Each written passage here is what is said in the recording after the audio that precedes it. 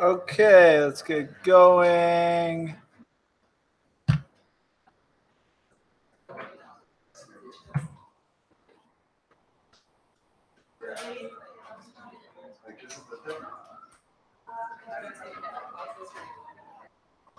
Okay, so today we're going to start talking about Markov chain Monte Carlo, or MCMC, and hopefully by the end start to get into a little bit of Hamiltonian Markov chain Monte Carlo, which is what Stan does. So I'll go through this disclosure very quickly. I'm an employee of Columbia. Columbia developed Stan. Also use Stan for business purposes, and that creates a need to disclose appearance of conflict of interest. All right, all that said, let's just review, and some of this is actually preview of ways to obtain a posterior distribution, the conditional distribution of everything you don't know given everything that you do know. So the first way, which we did with the Ebola example, is to draw repeatedly from the prior predictive distribution and keep draws of the parameters that correspond to predictions for the outcome that match the actual outcome in your data. So we had 7 people exposed to Ebola and took the drug. 5 of them survived. And so anytime we get a prediction from our prior predictive distribution that matches that, we keep the cure probability. And we keep up to, S draws. So we have to do that in a while loop. But those S draws are independent of each other. And there's a lot of good things about this process in terms of understanding conditioning and things like that. But the example doesn't really work well outside of Ebola just because there's an extraordinarily small probability, even if the outcome variable is discrete, that you would get a data set that exactly matches the data set that you have, unless you're using a very simple binomial model. Second way is to write down the numerator of Bayes' rule and figure out what number the denominator is by integrating Salif. I have a question for the first part, because just the expression is still confusing me a little bit. In general, the prior predictive distribution. This is like really just the prior that we have in form of like given a distribution, and we like pull values in here. Right. So there's the prior distribution for theta, or whatever the parameters are, a bunch of Greek letters. And then there's prior predictive distribution, where you compose a prediction for what you think the data will be by putting your realization of the parameters into the distribution you think the data was generated from. And the realization comes from the prior distribution. Yes. So in the case of Ebola, we drew a realization of the cure probability from a beta distribution. Then we drew a realization for the number of people cured from a binomial distribution with size 7 and success probability, whatever was the draw from the beta distribution. That gives us a draw for the number of people cured, which is a prior predictive distribution. Predictive means of observables. So that's just a prediction for the data? Yes. Going from, like, it's kind of like simulating data. It is. Okay. Because like in the Ebola example, we are not simulating it. That's the actual thing that happened outside, right? Right. Yes. And so we want to keep realizations of the parameters where the prediction of the data, the simulation of the data, matches exactly the observed data. That's the condition we want to satisfy to know that realization of the parameters is good. Still didn't get one part. So the prior distribution is really the best distribution that you would example. Yes. Okay. So then that gives us the, like, what do we pull out of it again? The success rate. The cure probability, so a continuous number between 0 and 1. Okay. And then pick from that success rate. And then again the cure probability. No, that is the cure probability. We want to predict the number of people cured out of 7. So I could very easily get a cure probability of like 0.6, but observe 5 out of 7 discrete people cured. So in the case of beta binomial, the binomial part is really just kind of a lumpy version of the cure probability, but it's still observable. We don't observe cure probability. We observe people cured or not cured. Anyway, that is good for understanding the prior, and it is good for understanding the data distribution that you think is the distribution you think the data is being drawn from. Those two things together constitute a generative model, and we always want to have a generative model before we go about trying to update our beliefs about the parameters under that generative model. Now, we have one way that works in the Ebola example and not much else. The second way is to write down the numerator of Bayes' rule. So to take the beta PDF, multiply it by a binomial PMF, and figure out what the denominator is. There was some discussion today on Piazza about that, but basically it boils down, there's very few situations in which we'll be able to do the denominator analytically by taking the definite integral of the numerator over the parameter space. We can, in cases where there's only one parameter, we can actually do numerical integration fairly well, but that's only going to be reliable when there's one or two parameters, and even then it can be a little bit shaky. And so that's not nearly general enough for us to use the Bayesian approach in quantitative social science. The third approach is to write down the numerator of Bayes' rule, and instead of trying to do the integral, whether analytically or numerically, is to come up with some simpler function that approximates the denominator of Bayes' rule and try to do something with that. And there's a variety of approximations that could work in particular cases, but there's no universal approximation that works in all or even most or even non-negligible number of cases. And so a lot of people spend a lot of time trying to come up with an approximation that works in the case that they are facing. And, you know, there's a whole class is being taught in literature and stuff on that.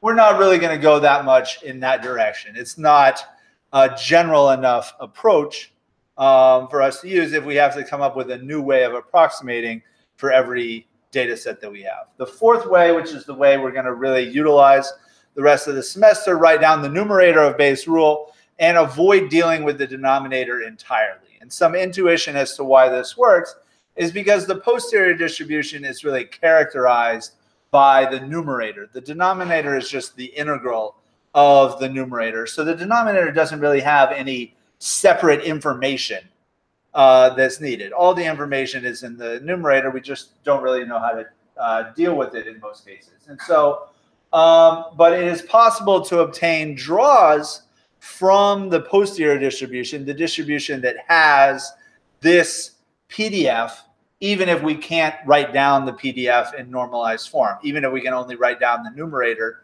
not the denominator. And so we're able to draw from arbitrary probability distributions to obtain S draws. And the only price to be paid for this level of generality, and which is a very extreme level of generality, is that the S draws that we obtain, they're not independent draws. They're all draws. They have this PDF, they have the right CDF, etc., but they're not independent of each other. And so each one of them doesn't have the same amount of information in it as would independent draws from the posterior distribution, which we can get in a few cases where there's analytical solutions. So the price to be paid for having a very general solution is your draws are not independent of each other, and we have to keep that in mind. And so this week, we want to sort of lay the foundation for thinking about number 4 and then use that starting next week and for the whole rest of the semester. And it's actually going to be much easier to work with draws from the posterior distribution than to work with the PDF for the posterior distribution, even if we could obtain it. Most times we can't, so it's not really an option. But even if we could, it's easier to work with draws because you can just do like mean of this, sum of that, whatever function you want to evaluate, you can just evaluate it on all the draws, and then you're able to evaluate that function. Okay? Becca. So they're not independent from one another. Correct. And the reason that they are dependent upon one another is they're all coming from the same. What I don't. We'll see. Right. So you can obtain 1,000 independent draws from the same normal distribution just by doing R norm. And that's like kind of ideal. This, we're going to be able to get 1,000 draws from any distribution we want, but they are not independent of each other. So the second or the first one contains information about the second. Yeah. We'll learn. We'll learn. But always want to keep in mind the difference between dependent and independent draws. I'm sorry, then the reason you can do it with all is because that's like, we've already defined what that distribution looks like, but if we don't know what the distribution looks like, yeah. Right. So the normal distribution, we know how to make it integrate to 1. We're dividing by the square root of 2 pi in the denominator. In situations where we can't work out the integral, we don't know what the denominator is. And so we're left with this function that we only know up to a proportion. And then how can we work around the limitations of that? A number of people over the weekend expressed difficulty working with likelihood functions. So I want to go over that. There's like 12 examples in Lancaster. So you can look there for more. But let's say, suppose you have a count outcome. And before you see n conditionally independent observations that all have the same expectation, the Poisson PMF for the entire set of n conditionally independent observations is just going to be the product, because the observations are independent, of the marginal Poisson PMF just given mu. So we're going to multiply that up over all n observations that we have. And then we just stick in the particular form of the Poisson PMF that we're dealing with, mu raised to the power of y, e raised to the power of negative mu, all divided by y factorial, and indexing that over the n observations for this outcome that we have. And so that is the probability of observing, you know, the first observation is whatever, the second observation is whatever, the third observation is whatever, the nth observation is whatever. And if you have more than a few observations, this is going to be a very small number. The probability that the data set that you're about to see is exactly this and not any other thing that counts could be for any other observation. So you have a bunch of numbers between 0 and 1, n of them in particular, and you multiply them all together, you're going to get some number that's still between 0 and 1, but very close to 0 most of the time.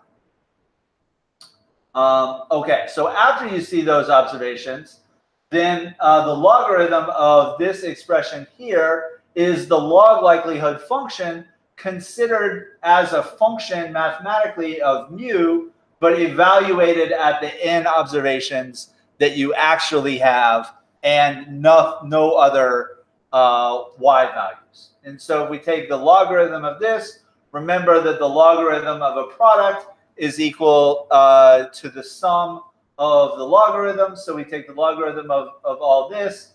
So the logarithm of the numerator is just going to be y times log mu. E to the negative mu we can pull out and take the log of it. That's just negative mu, and there's n of these, so it's n times mu with a negative sign out front. Then we have yn factorial. That's just a constant. It does not involve mu, so we can get rid of it. Log likelihood function only has to be defined up to a proportionality. And then we're left with yn, which comes down here. Log mu can be pulled out. So our expression for the log likelihood is negative n times mu plus the logarithm of mu times the sum of the n observations that we have.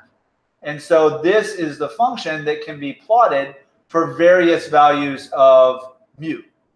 And in this case, it looks like this. It will generally have some mode to it. In this case, it's about 10. So if we were doing maximum likelihood, we would just walk up to the top of this thing, and when it starts to go down, stop. And that's, you know, whatever our maximum likelihood estimate is. We're doing this from a Bayesian approach. We want to multiply the likelihood So if you need to go from log likelihood to likelihood, you can just do e raised to the power of all this. Multiply the likelihood by the prior PDF, and then we at least have the numerator, and then we can go from there to try to either figure out the denominator or work around the denominator problem. But anyway, this is just a function, but it is a function of the parameters, and you have to accumulate it over the entire sample.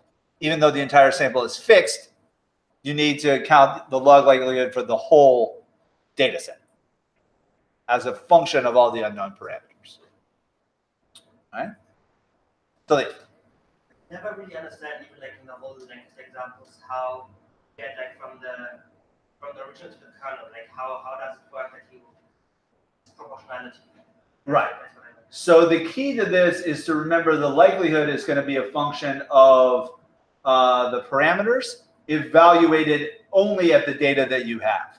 And so this yn factorial, this is going to be the same irrespective of what we propose for mu. And so it actually doesn't change the shape of this. If I kept the yn factorial, like this whole thing would be shifted down, but it would be in the same shape.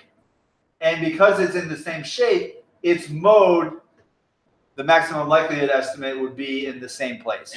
So all the constant things don't matter at all. Only thing that matters is terms that involve mu. In this case, it's log mu times the sum. So we actually do have to sum this all up. But then we can evaluate this at any positive value of mu. And so likelihood functions and basically the posterior kernel in general, you can drop every term that doesn't depend on the parameters. If you could do the denominator, it would take care of that for you. You just divide by this number, and that makes it integrate to 1. And so whether you keep the constants or not, it's certainly more messy just to write down mathematically, but it doesn't add any value to include them. Just in terms of the sum, like I heard the words you said, but I don't know where it's coming from. Right. So the logarithm of a product is the sum of the logarithms. So you take the logarithm of this whole thing. So the product turns into a sum. And then the logarithm of the numerator, you've got yn times log mu. Log mu doesn't depend on the summation, so you can bring it out. You've got e to the negative mu, so the logarithm of that is just mu negated, and then there's n of them, so you have like this. And then the only piece that's left in the summation after you simplify it is the exponent here of the y's. Andres. Just curious about what's going on under the hood in the graph there. We basically did like R plus and R and created a lot of variables and then plot them with the. Yeah, I actually, you can see it in the R markdown file. I just did like all the integers between 5 and 20 or something like that as my data, and then I plotted this curve here. But in general, like this would be wild data, or you could do it with simulated data. But in any event, you're only doing it with one set of data at a time, whatever that is, integers, positive. Yes? So if the likelihood doesn't depend on the constants, then basically if we know that it's Poisson distributed, then the likelihood function is the same for any distribution, correct? Well, different Poisson distributions have different mu's. And so that's right. If we knew mu, then this is a PMF for the data. But in general, we're not going to know mu. We want to estimate mu. We want to update our beliefs about mu. And so more commonly and more usefully, we want to consider the log likelihood function of the parameters evaluated at data we have, and only at data we have. Nothing else. Other questions about that? Okay. So a few more things that we didn't get to talk about on Thursday about priors. So remember, your prior in the form of a PDF is a distribution that reflects your beliefs, including uncertainty about the parameters.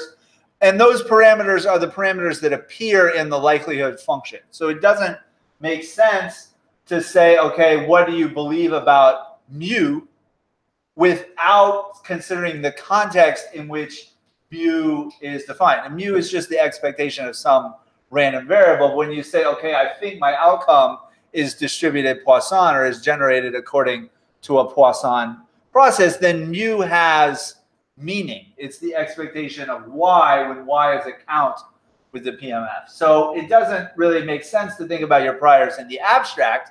You can only think about priors in context of an entire generative model, including the distribution that you think the data were generated from.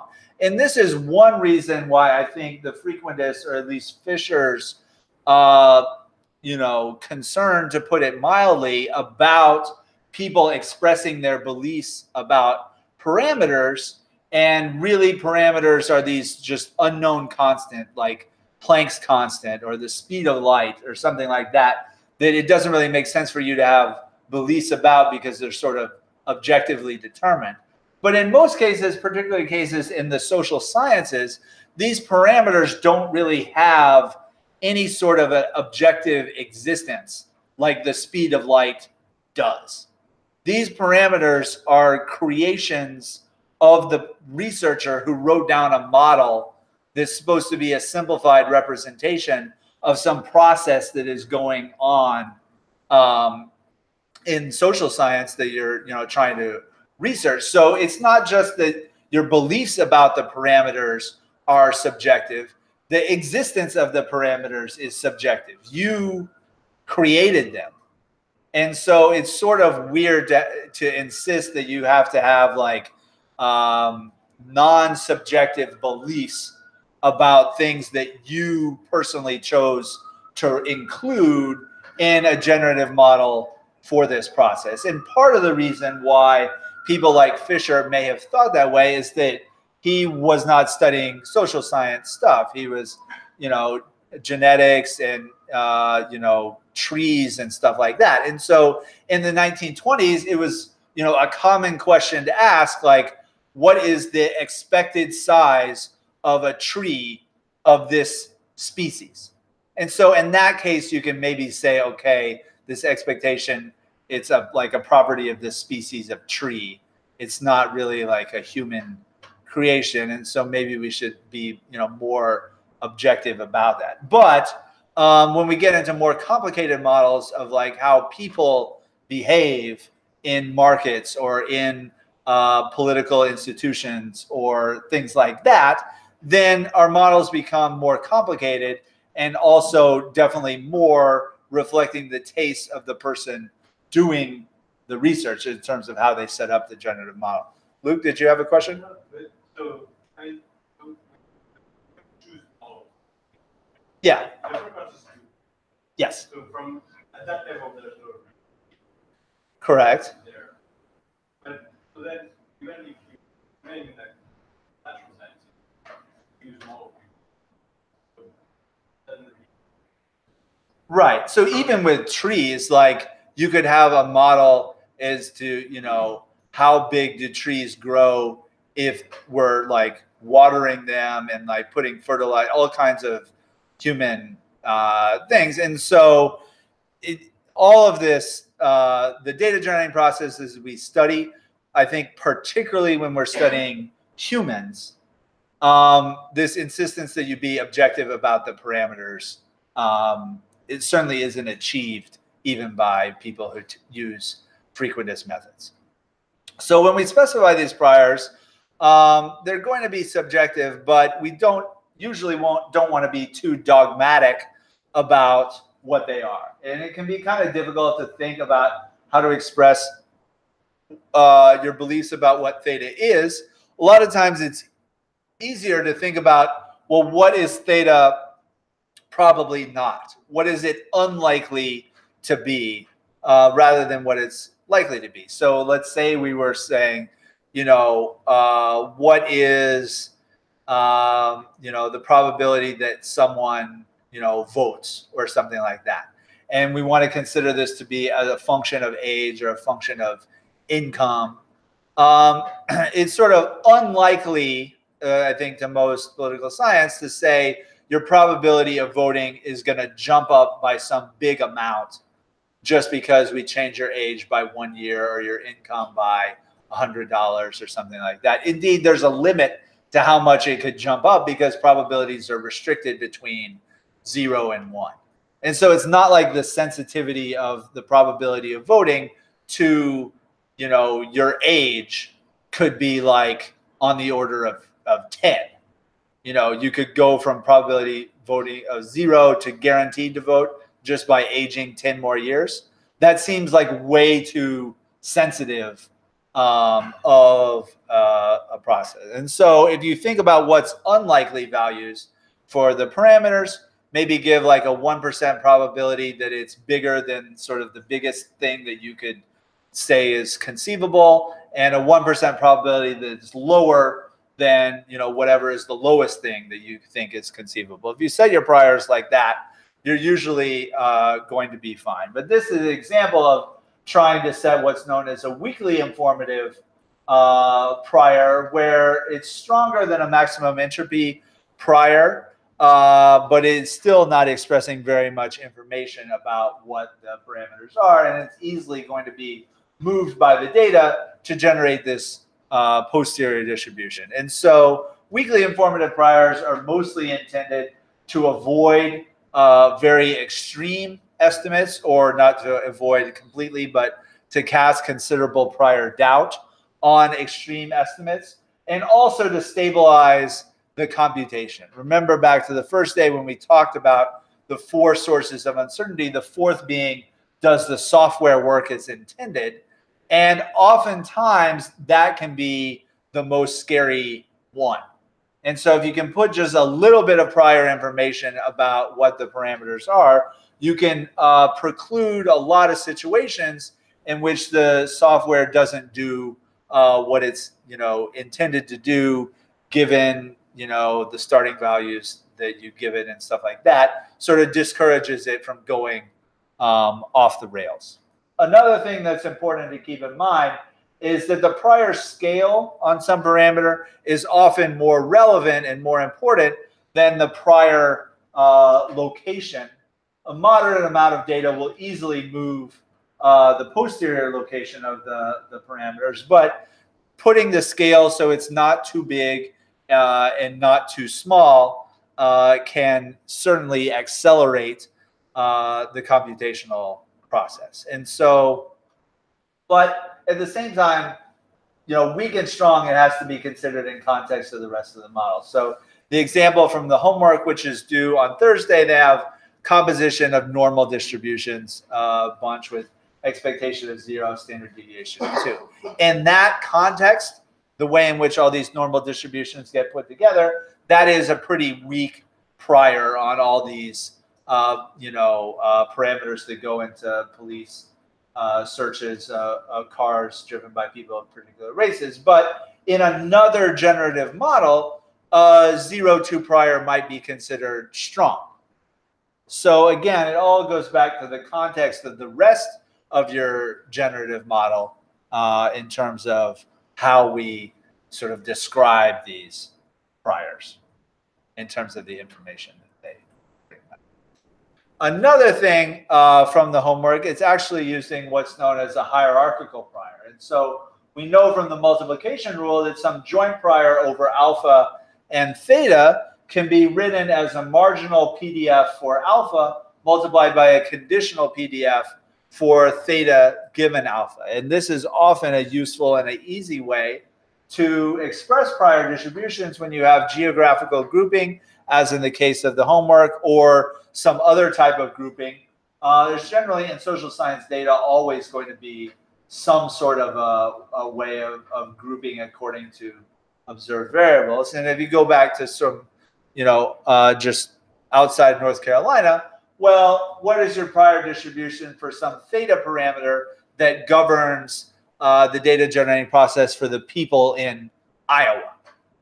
You might say, well, you have to tell me the rest of the model, and that's true, but a plausible answer for a lot of models that we could specify in economics or political science is to say, that the theta, the parameter that governs the data generating process in a particular state, is normally distributed with expectation alpha, where alpha is the expectation of the parameter across the 50 states. And so it may be sort of hard to express exactly what you think about theta for Iowa, but if I told you alpha, which is sort of the average across the 50 states, then it would be a lot easier to say, well, do I think alpha is going to be sort of close to the national average, or theta for Iowa, is that close to the national average or far? And for a lot of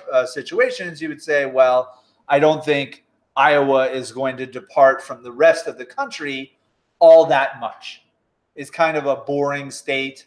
It doesn't really have a whole lot of extreme characteristics like New York or California or Alabama in different directions do. And then sigma captures the variation from one state to the next in the parameter that goes into the data generating process.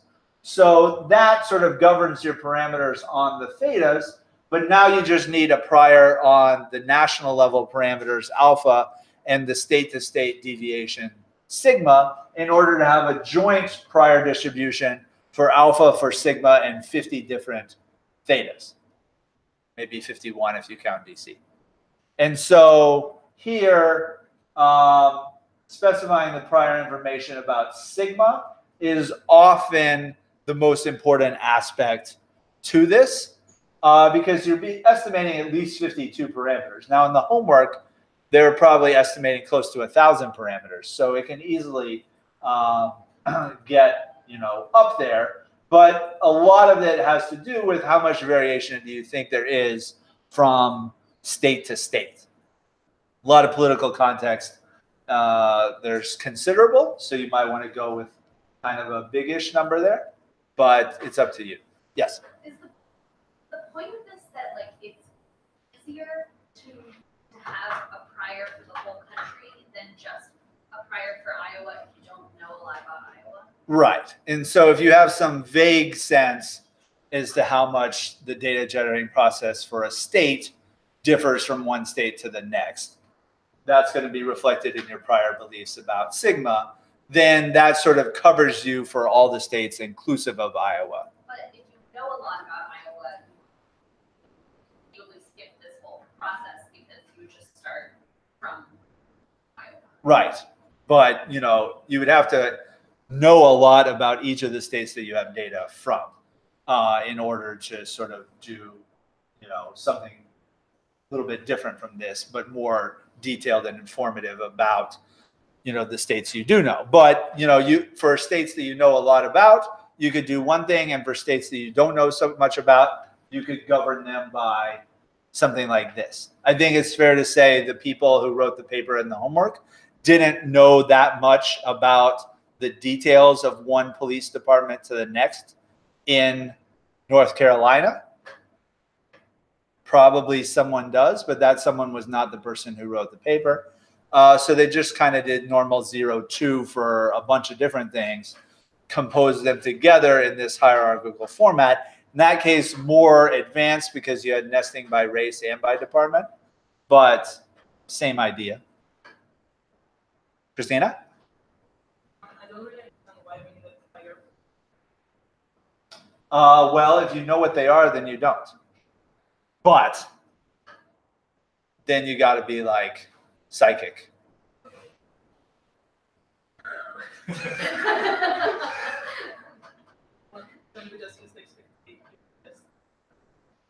Right. So let's say this is, the probability that someone in state J votes. And so alpha would be sort of the probability that someone in the whole country votes. And so in any particular election, we don't know exactly what that is going to be. But from past experience, we know presidential elections, that's going to be about 2/3. Midterm elections, that's going to be about 1/4. But about can be quantified using a prior distribution that has some center that we feel like pretty confident about, but it has some dispersion around it reflecting our uncertainty. So it's safe to say the percentage of people voting later in 2018 is probably going to be between 0.25 and 0.33.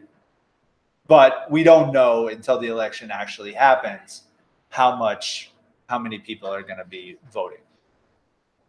Got it? Dan? Is there a trade-off between looking at like the state level here, where you try and assign some like more informing priors versus looking at the district level where you don't priors whatever? Yes, although you can nest this 2 levels. So let's say your prior release about the districts in Alabama can have some Alabama level parameter to it. And then Alabama is governed by the 50 state thing. And so there might be more homogeneity in a mostly rural place like Alabama than there would be in California, where you have just like a lot of differences between the coastal districts and mountain districts. Andres. It's just maybe this thing that but wouldn't it be easier that to say that it's not, we're not talking about a prior belief, but like prior experience? That's the source of information. That's like what they mean by calling them. I would say your beliefs should be governed by your experience, but it can also be not just like your experience, but stuff that you read or, from talking to people who have more experience than you. So, I mean, I've never voted in California, but I have a pretty good sense of what the dynamics of it are like. So I don't know if you really count that as my experience, but you would definitely count that as what I believe.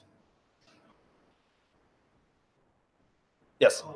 Instead of doing drawing for an order distribution where the mean is alpha for all 50 states, you could use past election data in each state and make that alpha I, where the mean from that state.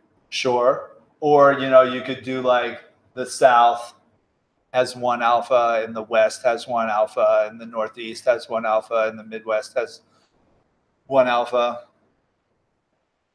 All of those are possible.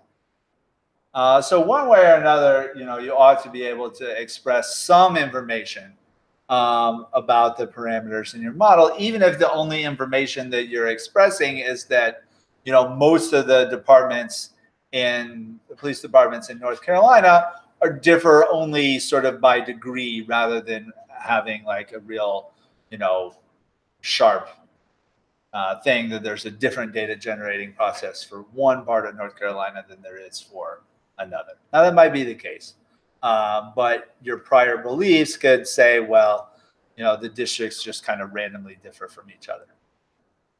It's probably a decent way to start. Okay. So example of something you could use in conjunction with the hierarchical prior is a bivariate normal distribution. And we haven't really talked about bivariate distributions that much yet. So we can certainly define a bivariate CDF, the probability a continuous random variable x is less than or equal to something, and simultaneously continuous variable y is less than or equal to something, given some parameters. So that's our bivariate CDF. The bivariate PDF is obtained from the bivariate CDF by differentiating twice. First with respect to x, then with respect to y. Actually, it doesn't matter what order you do, you're going to end up in the same result. But in any event, you differentiate this twice, both with respect to x and with respect to y. And this actually generalizes beyond more than 2 dimensions in the bivariate case. And so when you do that with the so-called bivariate normal distribution, which is a random variable for x and y, so the real numbers in 2 dimensions, it comes out to this PDF here involving the unconditional expectation of x, the unconditional expectation of y, standard deviation of x, standard deviation of y, correlation between x and y, and all of these parameters appear various places throughout the PDF of the bivariate normal distribution. You can simplify and manipulate this around a little bit into the expression at the bottom, where it becomes more apparent that this bivariate normal distribution for x and y can be composed, or the PDF can be composed, as a univariate normal for x multiplied by a conditional normal for y given x. So we have a normal marginal distribution, and then we have this distribution over here involving beta and sigma. So if you look at this, you can see, well, this is also taking the form of a normal distribution. It's just a conditional normal distribution. So all this in here is just in the same form as a normal distribution. This term comprises the conditional expectation of y.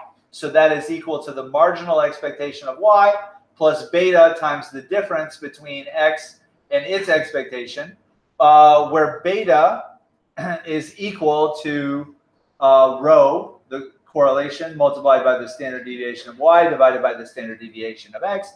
And the reason why I wrote that as beta is because this is the OLS regression coefficient when y is regressed on x. Similarly, sigma without underscore is equal to sigma y times the square root of 1 minus rho squared. That is the standard deviation of the errors in a regression of y on x. And so beta and sigma appear here. And so this is a conditional normal distribution for y given x, involving rearrangements of these parameters. And so this is just another illustration of using composition to express a joint, or in this case, bivariate distribution. So we have, some distribution for x, and then we have another distribution, but also a normal distribution for y given x. So if I told you what x is, you would have normal beliefs about what y is with this conditional expectation and this standard deviation if the whole thing is bivariate normal. All right. So for the rest of the day, we want to be using the bivariate normal in order to illustrate various stuff. Daniel. What's the key takeaway from this slide? One, the bivariate normal distribution is a thing. Two, it has a PDF that we can write in multiple ways. And three, this is actually, the second part of this is an example of if x and y are unknown as a hierarchical prior. So first, what do you believe about x? Given x, what do you believe about y? And they're both normal, they're just different normal. Salif. That was basically my question. The same question. For the hierarchical model, so the left part, the x part would be the country level, the federal level, and the other part would be the state level. Yes. Christina, do you have a question? Someone else? Okay. So we can write this in Stan.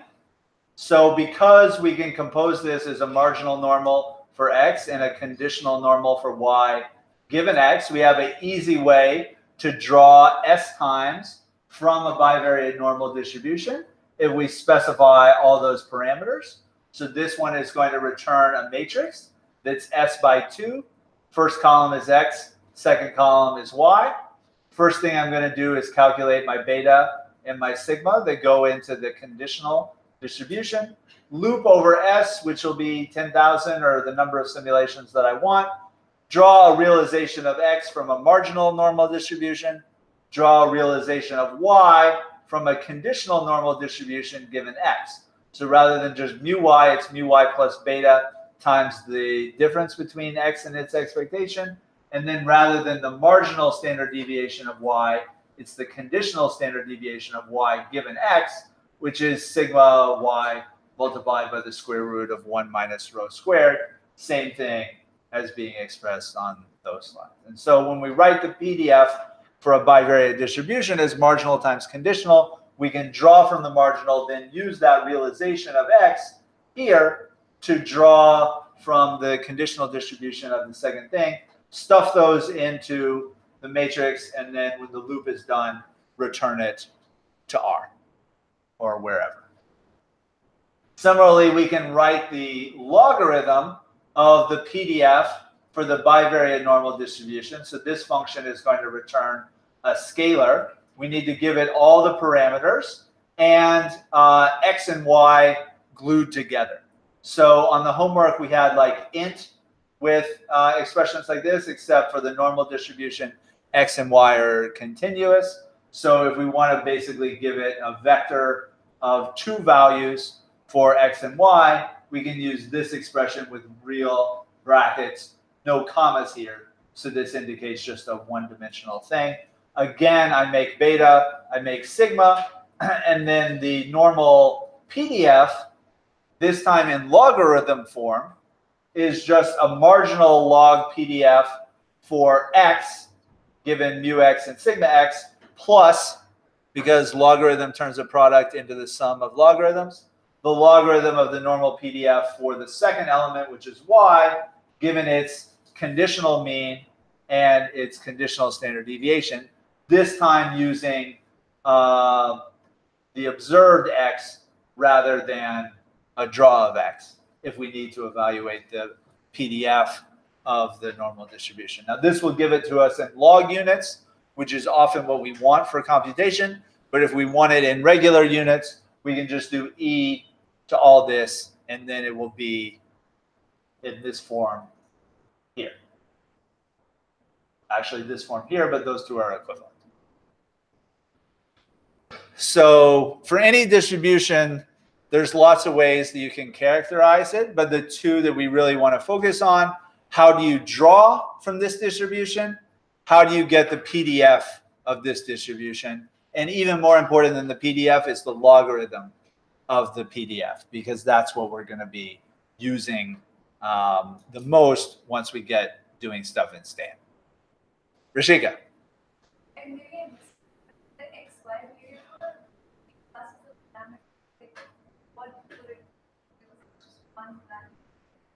Right. So it's one value, but it has length 2.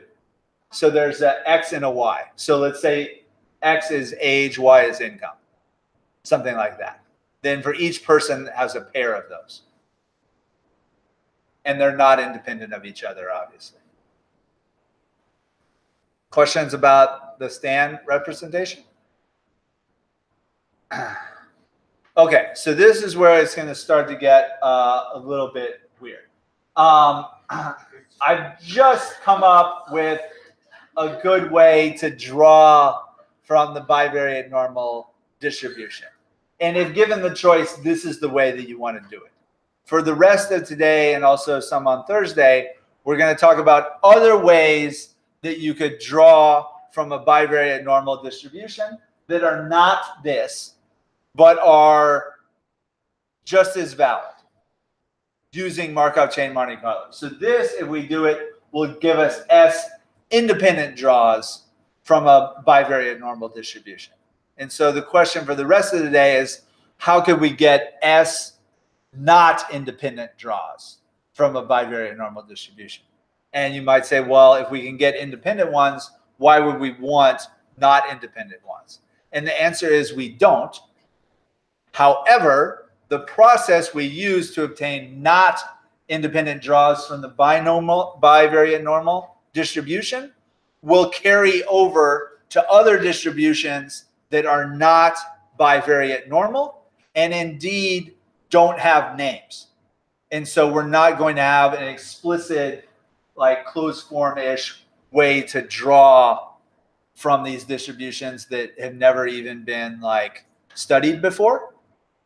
And so we need a general way to draw from those distributions, even though that will compromise the independence of the draws. Jude.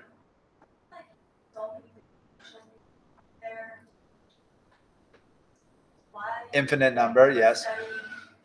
Like, so we're, I feel like there are like lines or to draw something from unknown distribution.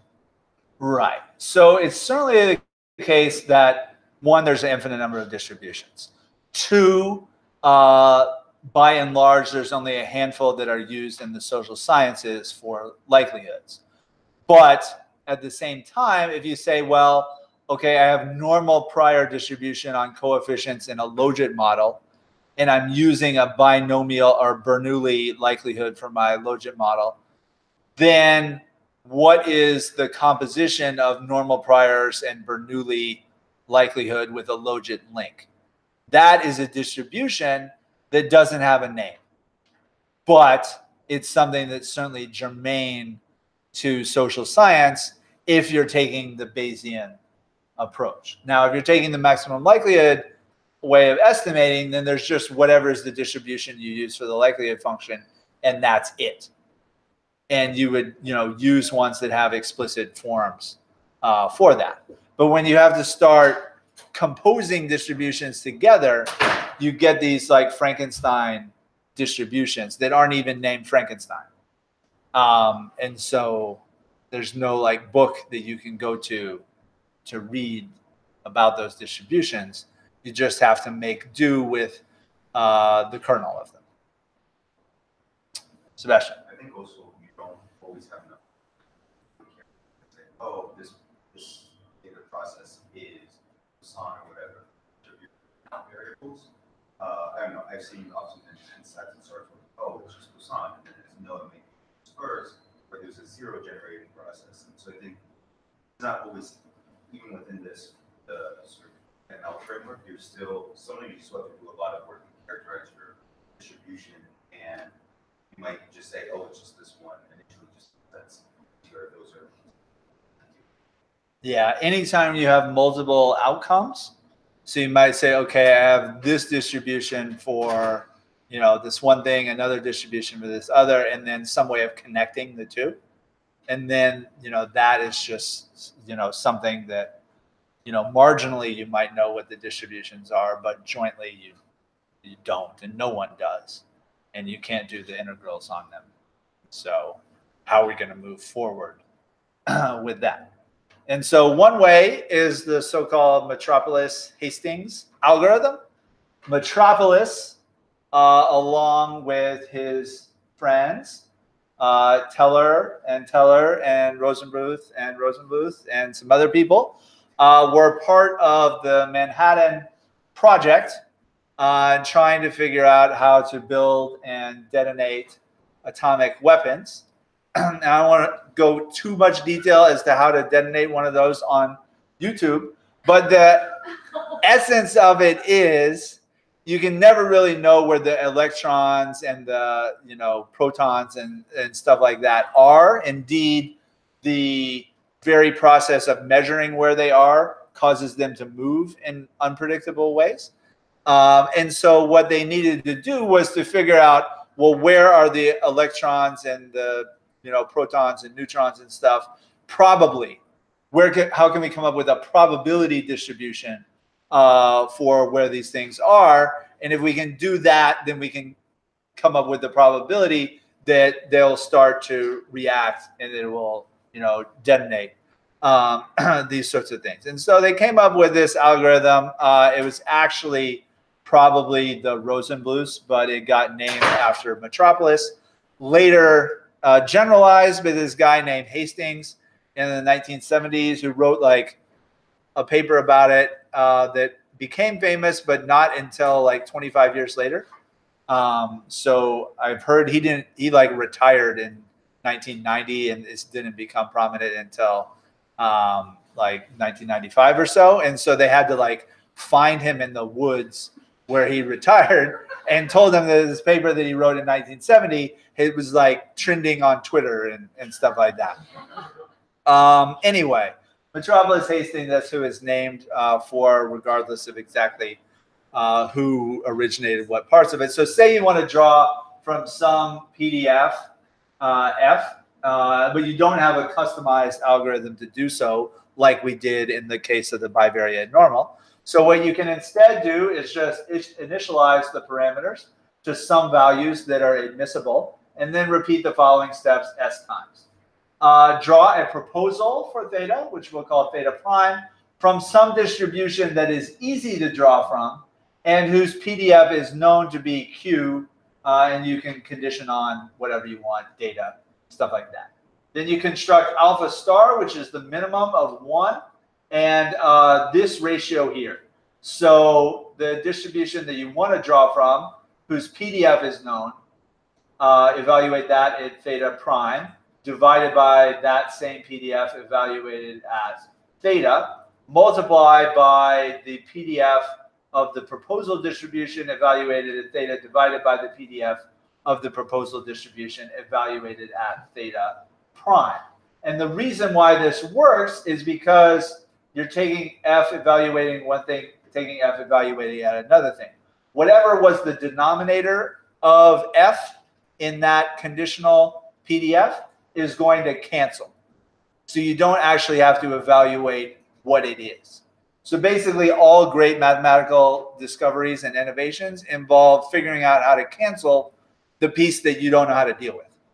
And so here we don't really need the F's, we just need the numerators, the kernels, because all the constants are going to cancel. And the same thing with the distribution of Q. You really only need to know the kernel of Q, not the normalizing constant. Anyway, that's alpha star. And third piece of the algorithm, if alpha star is greater than a draw from a standard uniform distribution, set theta to be equal to theta prime.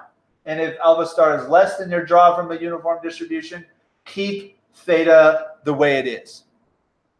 Either way, store theta as draw S. So theta may have been replaced by theta prime or not, depending on the realization of this random process. And then whatever theta is, store that as the other draw, and then go back to step 1. Repeat the whole thing as many times as you want. This will yield S draws from the distribution whose PDF is F. So that's nice. But these draws are not independent of each other because theta prime and whether it gets accepted and not alpha star, all this depends on the proposal for theta and whatever was the last theta. So there's really an autoregressive, albeit not linear, dynamics to this where you're using where you are now to make your proposals and to decide whether to accept your proposals. Clearly, if alpha star is less than a standard univariate, standard draw from a uniform distribution, theta now at iteration S is going to be the same as theta at iteration S minus 1. So those two things are clearly not independent. Indeed, they're identical. But if this is greater than 0, eventually you're going to get a new accepted value theta prime, and that becomes your new theta. And so this is a little bit like the process we went through with the Ebola, and we would draw from some distribution and then decide what ones to accept and what ones to go back, throw back. Similar sort of thing here, but we have to calculate alpha star and then accept proposals for theta probabilistically rather than deterministically. But either way, this does yield S draws whose PDF is F. They are not independent, but they are all from the same distribution. In many situations, the Q distribution for proposals is symmetric, and so it's the same in the numerator as it's the same number in the numerator as it is in the denominator. So those are just both, they cancel each other because they're equal to 1. In that case, you just evaluate the ratio of the F, or the kernels here. That's what Metropolis allegedly originally came up with. Hastings figured out a way to generalize this to asymmetric proposal distributions as long as you correct the calculation of alpha star with the ratio of the Q kernels. All right. All that said, you never want to do this. It was, important for the Manhattan Project. It was important in like physics for a while. It's been subsumed by much better algorithms. But historically, it was important, and some people still teach it. The book goes into a lot more detail about it. We'll just do like 2 more slides. So here's a stand function to draw from a bivariate normal distribution using metropolis sampling rather than the explicit good independent samples that we were getting before. So we make our matrix, initialize x and y to whatever we want as long as it comes from the real number line in 2 dimensions. Loop over S. We're going to use here a uniform distribution between, you know, something minus some interval and something plus some interval as our proposal distribution. And so we're going to get a proposal, which I call x underscore because I can't use a prime, uniform between xmw and xpw, where xmw was x minus some tolerance width value that we pass in as an argument to our function. That'll be a positive number. Xpw is x plus the width. And so here we're just defining a uniform distribution from here to there as to where our proposal for x comes from. Same deal with y, but hinging on the realization of y rather than the realization of x. So here's our x, here's our y. We want to evaluate alpha star. So we plug in the bivariate normal log PDF. Remember that the logarithm of a ratio is equal to the difference of the logarithms. So we evaluate the log PDF at the proposal with all these parameters, subtract the log PDF evaluated at the old x and the old y. With this, you can make a thing that's suitable for a signature that has real bracket bracket with the curly braces instead. So we take the numerator in log form, subtract the denominator in log form. We take e to all that to compose alpha star. If alpha star is greater than a standard uniform draw, then we replace x with the x proposal, replace y with the y proposal, and increment our acceptance counter. Stick x and y into our matrix. When it's all done, return it after printing what our acceptance rate was for these proposals. So you can expose this to R, run this, let's say do it 10 times with a width of 2.75, and you get these means, which are very close to the true means, both of which were 0, the way that we specified it here. But if you compare them to how close the means are to 0, if we take independent draws from the bivariate normal distribution, you can see that these here are typically a lot closer to 0, at least in relative terms, than these ones are. And that's because these are independent draws, and so 10,000 of them gives you more accuracy than 10,000 draws which are not independent and therefore are containing less information. Now, both of these are very close to 0. Like for all practical purposes, it's fine in this case. But in relative terms, the ones from the independent algorithm are more reliable than the ones from this metropolis way of doing it. And the differences between these get exacerbated more and more when you go beyond 2 parameters to like 2 million or even to like 6. It makes a huge difference in terms of the efficiency of doing this with dependent draws versus independent draws here. And you can see this if you do a time series plot of the realizations of x and y that you get from this metropolis sampling process. So I just did, another 10,000 thing as we did before, but it told me my acceptance rate was only 0.22. So basically more than 3 out of 4 times, the proposal doesn't get accepted, and we just keep the same value of x and y that we had on the previous iteration. That's why this time series plot kind of snakes around a little bit. And it has, stretches where it stays kind of the same for a long time. That's because not many proposals are being accepted.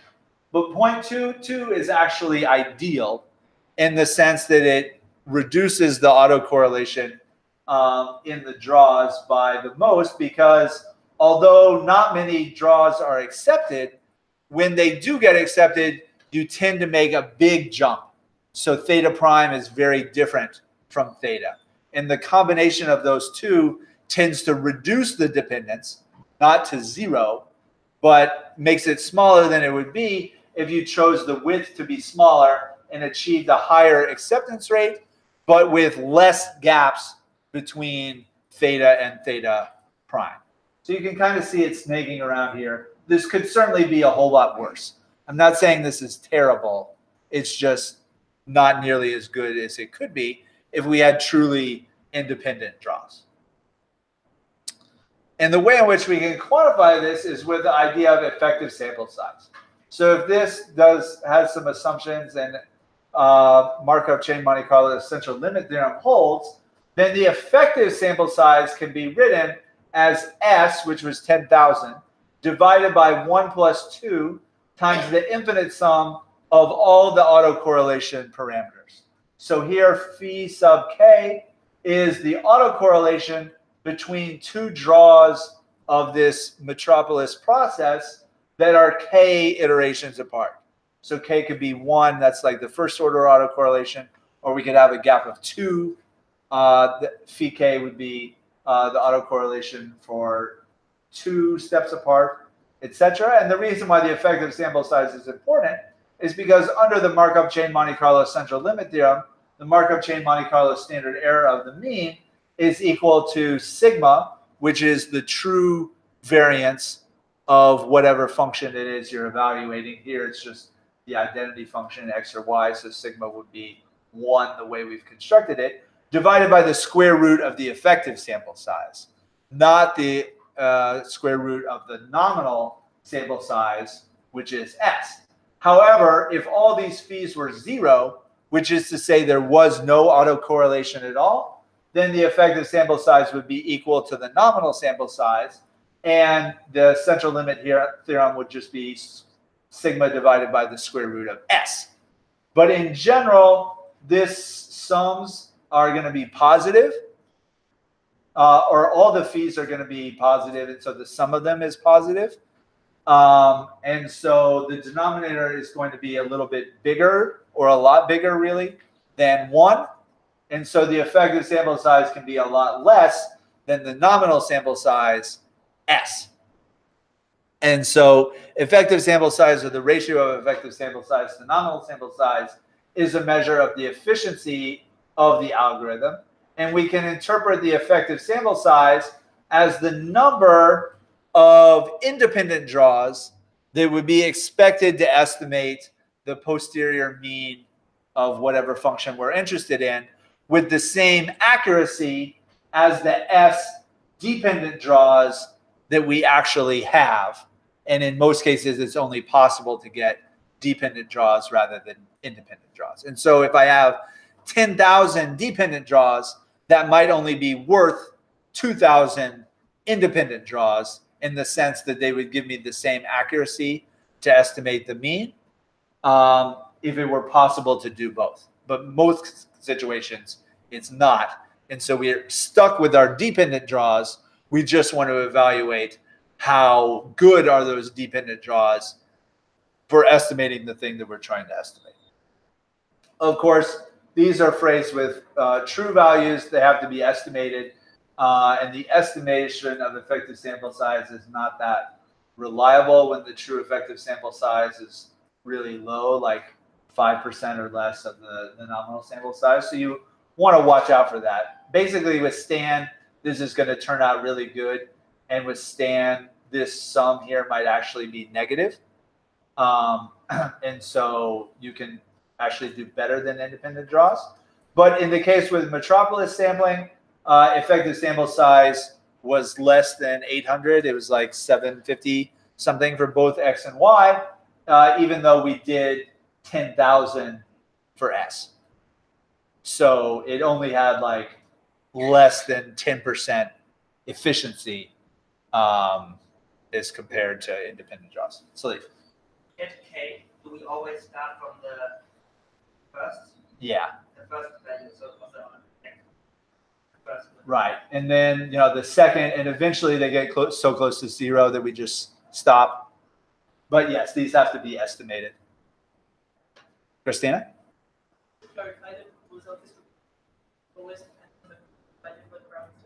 Yes. Well, the acceptance of it always does. Sometimes, most of the time, the proposal distribution also depends on the previous value of the parameter. It's possible to do where that's not true, but the acceptance probability depends on everything. Merlin. But how can you do better than independent draws? Magic. We'll get to that Thursday.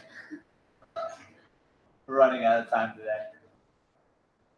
Okay, the other one that was talked about in the reading is the so-called Gibbs sampler, which can be seen as a special case of metropolis Hastings, where our proposal distribution for the K parameter, I realized they use K in a different context on the other slide.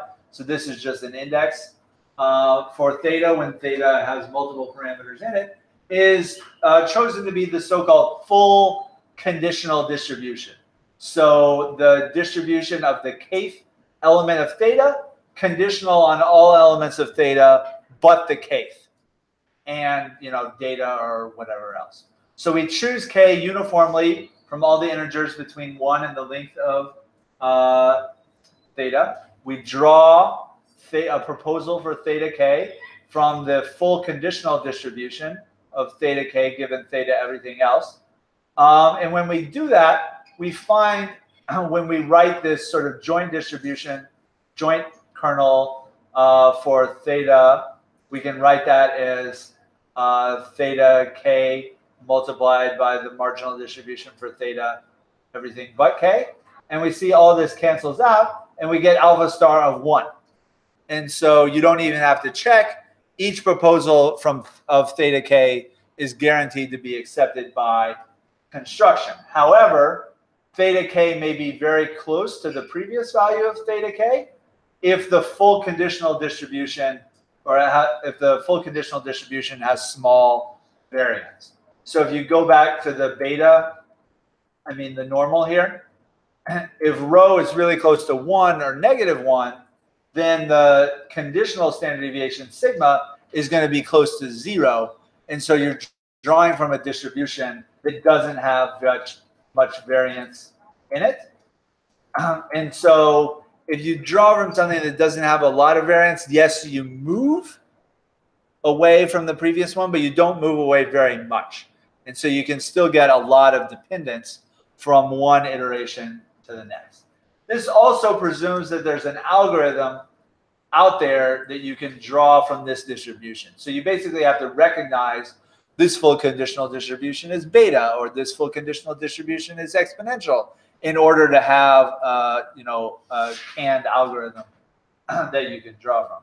A very popular program called Bayesian inference using Gibbs sampling that they misspelled into the acronym BUGS, which I think was like kind of a joke. But anyway, it was a project started in England in the 1990s, and it basically used pattern recognition to recognize what these full conditional distributions were. It did something clever when it could recognize the distribution, and it had ways of falling back to some other algorithm when it couldn't recognize. It would do like slice sampling or something else that we're not really going to talk about. So way to do Gibbs with this, with a stand function, initialize x to whatever, create beta, create sigma, draw y from the conditional distribution of y given x, which is same thing as we did before, then draw x from the conditional distribution of x given y,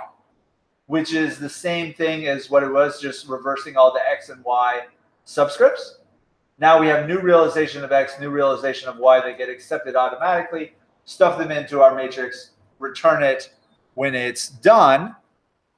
And if we do that, we see like 10,000 realizations from the same process. We plot the autocorrelation, and we can see for X, okay, the 0 order autocorrelation is 1, and then it drops to like 0.5 something, and then 0.2 something, and then less and less.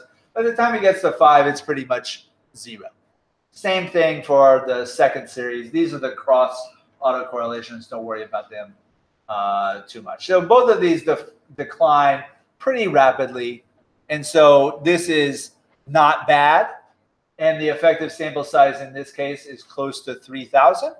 But it could be a lot worse.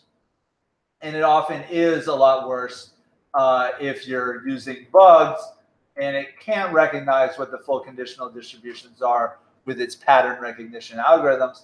It has to fall back to something that works like every time and isn't customized to that particular distribution. Then you get efficiency that's much closer to what we get with like Metropolis, which is, you know, not so great, and effective sample size, you know, down around less than 1,000 or so when we do 10,000. And so none of those are exactly great, and they get much worse if you're doing more than 2 parameters. And so Stan, which we'll talk about on Thursday, had to come up with a new way of doing MCMC that would work for all differentiable distributions and overcame some of the limitations, basically all of the limitations of Metropolis, Hastings, and Gibbs sampling for drawing from, you know, various distributions. So we'll pick that up again Thursday after going over the homework problems.